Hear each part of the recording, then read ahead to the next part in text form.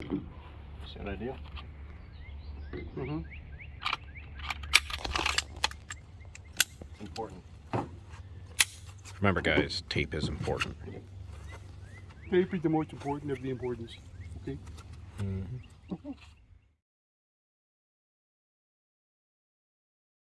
Hold it like that.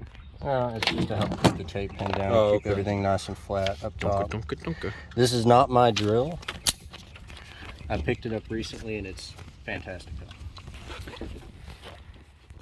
The stage I've set up here is this particular drill. We're not actually doing this drill. I'm using this because the target boxes are a pretty generous size to get started with this, and it's going to be done really close. But if you can imagine like this kind of thing, right? And if you're looking at it directly and imagine you're hot over bore, this is not going to get that much bigger inside of realistic distances, right? Inside of 3, 5, 7, 10, whatever the case may be. Right. So we're going to start it close, and the idea is we're going to present to the target and empty. We're going to present to the target and we're just going to eyeball it.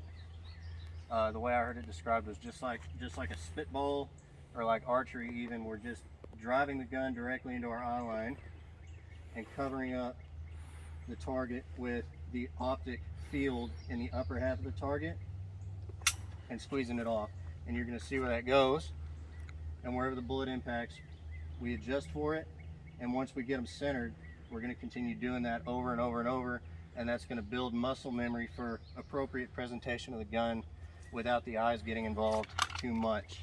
And then when the tape comes off later, the presentation is such that the dot is so much easier to find because your muscles already know what they need to do without having to look for it. And what are your distances here? Where do you want to do this at? This can be done like super duper close. Like I said, I mean, almost point blank to begin with. We'll start at probably something like whatever this is, like 3 yards, 3 maybe. yards, and then we'll back it up to 5, and then we'll back it up to 7, and we'll back it up to 10. Done it as far as like 20. It's kind of hit or miss because I'm not great at it yet, but I mean, you can actually get pretty daggum accurate with no sighting apparatus on the gun at all once you get the feel for it and you get a whole bunch of reps of it down. So we're basically developing point shooting. That's exact. It's instinctive shooting. Right. Not to say that you're going to want to just engage in gunfights all the time without an optic on your gun, but the better you can be without having to use the optic as a crutch, the more effective the optic is for you in the long run, because the presentation is better and the optic is easier to find and be properly aligned when the time comes. Gotcha. Does that make sense? Yep. Rock is going to be ugly because I've been on vacation for a minute. But just whatever your typical stance would be, and just stare at it, drive it out directly. Okay, so that's tall. There it is.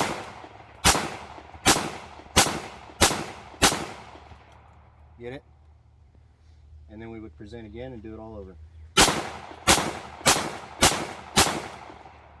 5-round strings? Or however many you got, yeah.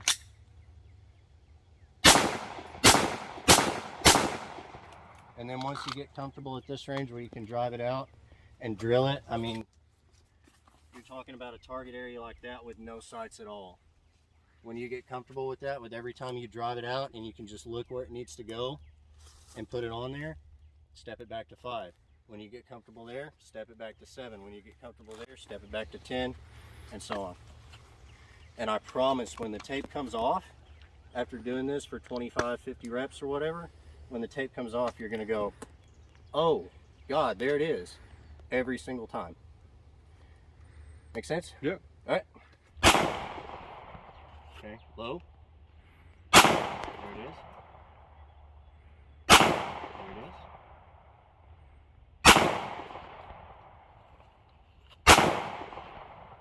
You can probably slow it up just a little so you're not cheating yourself.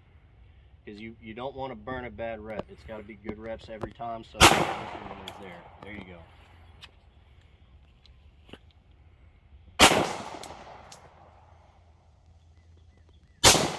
Okay, when you get good with singles, focus on follow through, reset real good, keep everything exactly where it's supposed to be, and start sending doubles.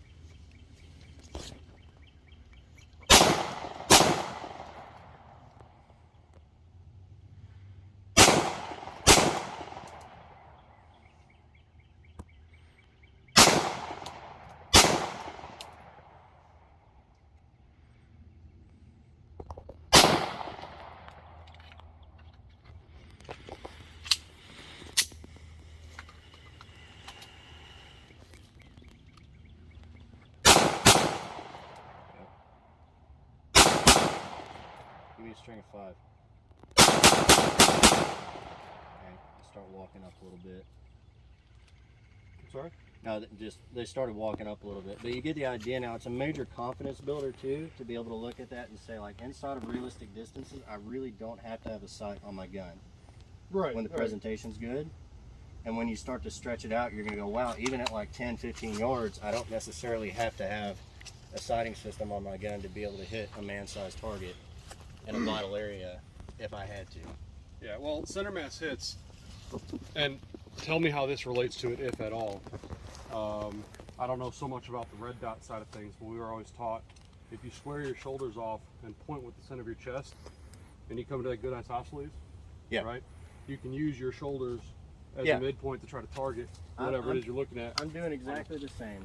My On a feet sightless are a gun. little bit different, but I'm using my hips and my shoulders and my eyes as an aiming point, or as an aiming device. The shoulders are square, the hips are square, and on the presentation, I'm looking right where I want it to go, and I'm just driving the muzzle of that thing in my peripheral all the way down my eye line until it's there, and then just squeezing it off.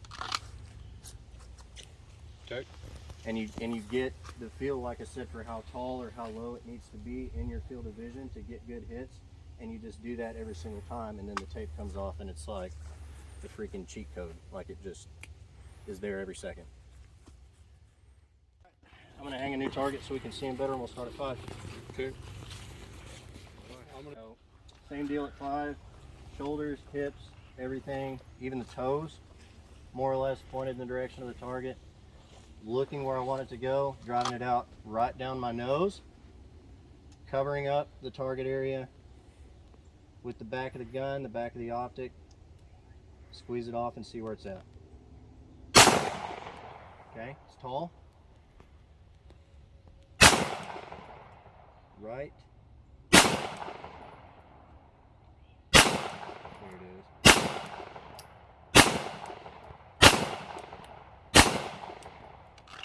Oh, come check this. Once you dial it in, with the exception of this, with no sighting system at all, right? Strictly body mechanics, appropriate grip, appropriate trigger control, with no sights at all, at a reasonably realistic distance, that's the kind of grouping you're talking about, right? And then you would just reset and do it again.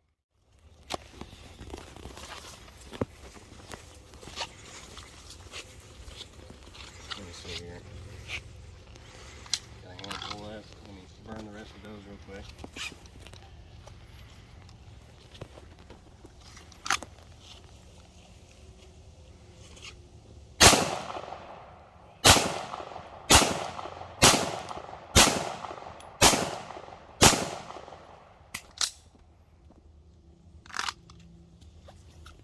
Get it? I think so. Rock on. I'll pick that mag up in a minute. Don't worry about it.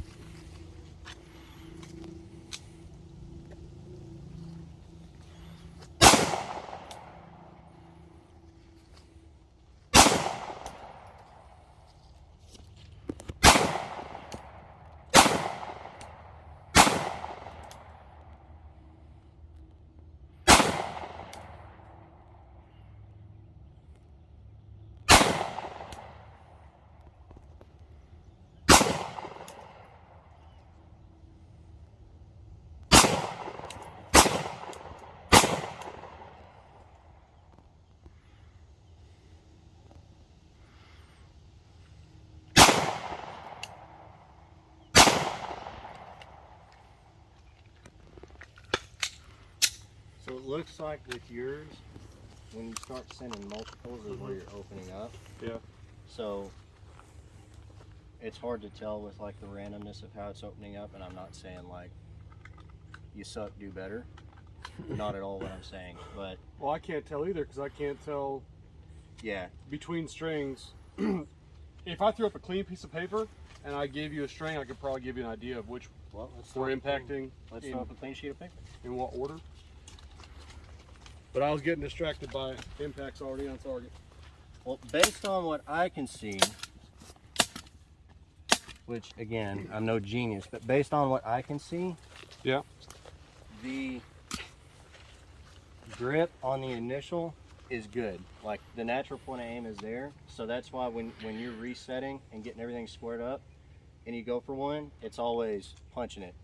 And then your multiples, it's starting to just go every direction. So I would say probably grip a little bit. Like I grip the pistol just incredibly tight, like almost tighter than I need to probably. Okay. But that's keeping it stuck, so that return is there every single time, and that's why you're getting like this kind of grouping as opposed to this. Because you can't see it, you've got to be able to make it be there. You can't see it, you've got to make it be there with your hands and your shoulders and your arms and your hips and everything, and all that stuff's got to be tight and like a vice to hold the gun exactly where it should be.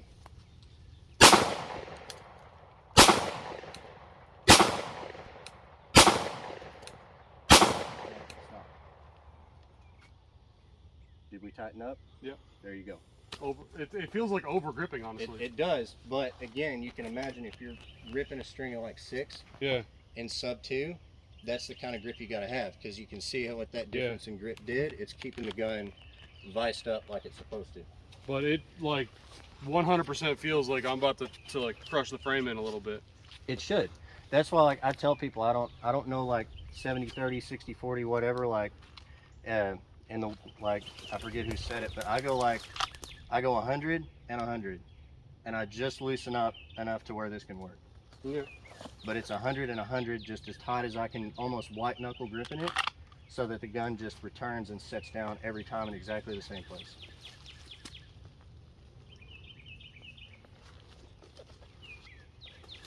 But I mean, that's not bad. There's guys that can't shoot that tight with sights. Most of them are in the academy with me. There you go. Give me a couple more singles and then shoot another string.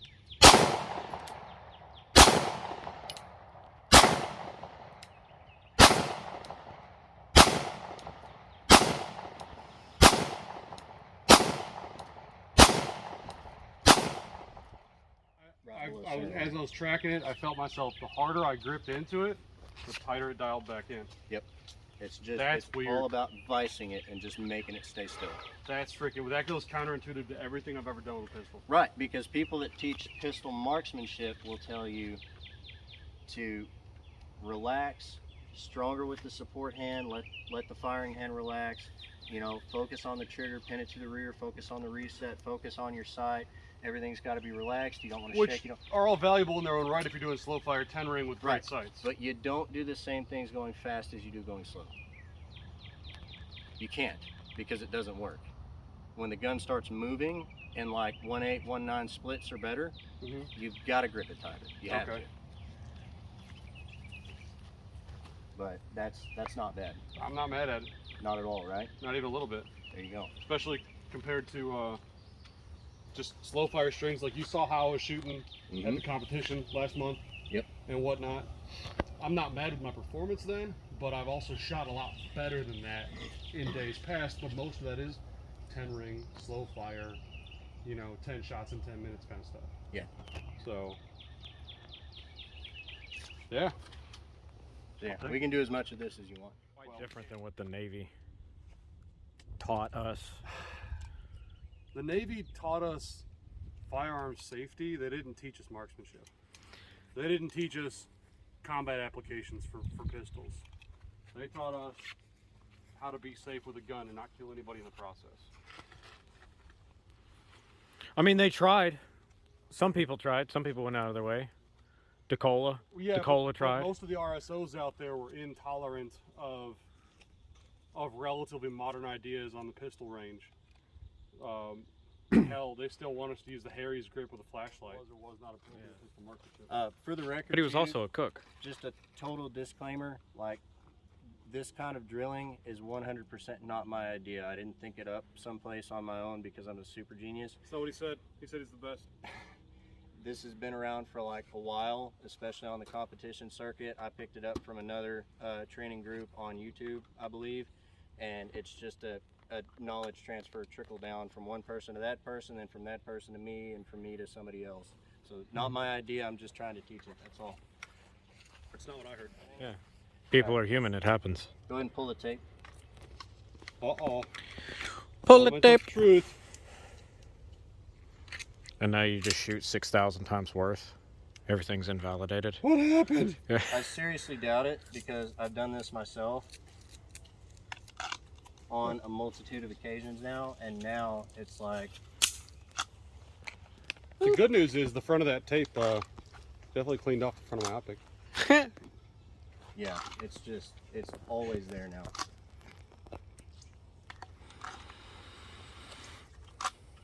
Be better. You'll be happy.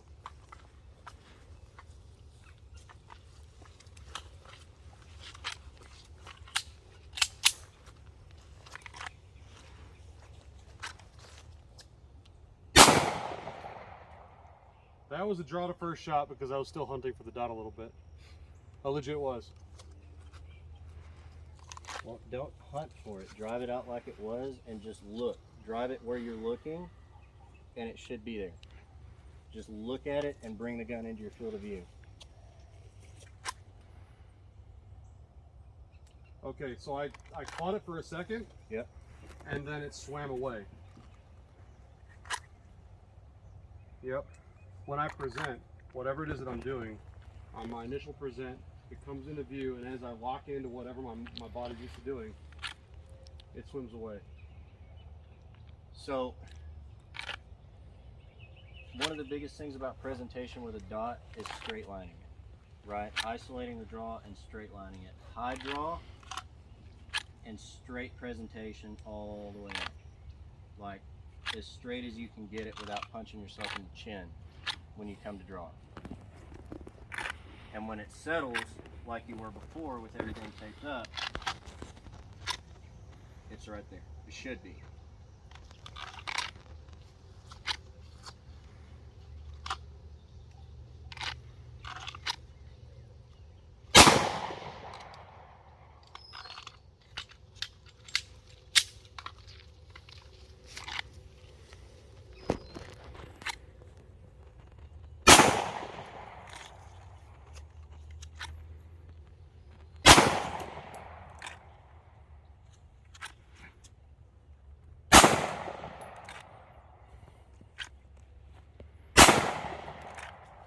He's getting this kind of thing with the draw. What kind of thing? So probably largely in part to the placement of the holster. When you go to draw, it's this. Oh. And this, you got to imagine if you're talking about shooting strictly off of alignment where your eyes and your nose and your hips and your shoulders and everything's looking, the moment you do this, all that goes away, and then you've got to reacquire it as the gun's coming back out into presentation. I'm not even thinking about that. So you're doing this, and I do it too, especially when I'm at work because of all the kit and all the crap that you got to wear. Yeah. It's very common to lean it and get it back. I'll be curious to watch the video to see how exaggerated that is. Versus when you're trying to do this like and burn good reps the way that you're supposed to, it should be like this. Okay. Everything's got to be streamlined. Bobbled it. Streamlined, straightforward. And I'm seeing it every single time. Right where I'm looking. Top square, in fact.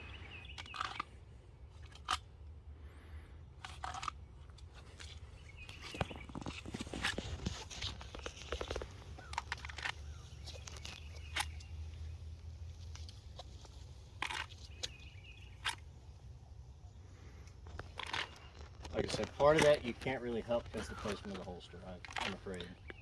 Draw, Well- Paxton. What? Draw. Alright, now draw real quick. I'm seeing if I'm noticing something.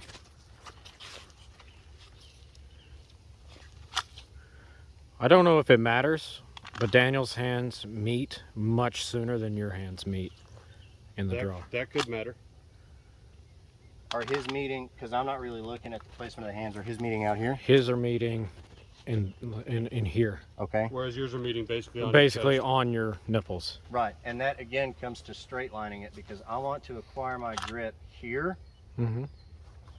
and then from here it's just a straight drive out in front of my nose. And there's You're also waiting a second I don't know if you're intending to, but you're also, whenever your hands meet and grip before you push. His is during. It's just placement of this Yeah. to make sure it's in the right spot. Because if I throw it and just do this number, it can be out here, it can be back here, it can be anywhere. What I'm doing is bringing the support hand up, meeting it here, and rolling it Yep. into the correct grip, and then whoop, driving it forward. And like I said, his are in like one complete motion. Yours almost seems chopped into steps. Yeah, it's a 1, 2, 3 is what it is. It's And I'm doing it, my brain One. has absolutely one motion. 2, 3.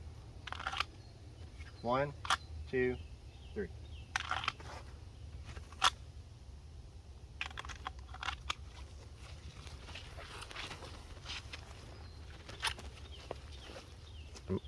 Yeah, that was much closer. Think like you're standing in front of a table that's like right here. And you want to get the gun together and get everything as placed as well as you can here, and then push it out straight over the top of that table.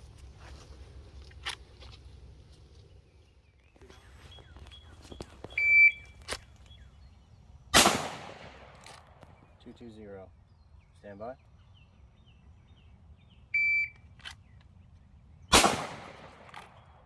Two, 0-2. Stand by. 185. Stand by.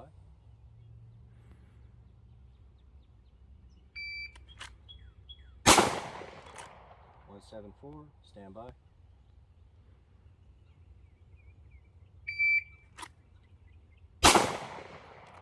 198. Another one? Yep. Stand by.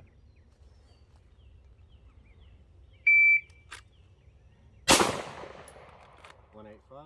Stand by.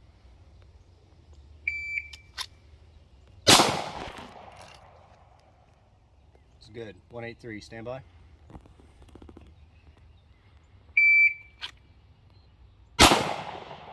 Same one. 205. Stand by.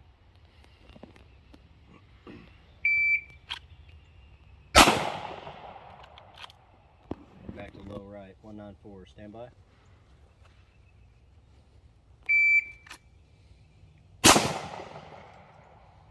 199. Very centered.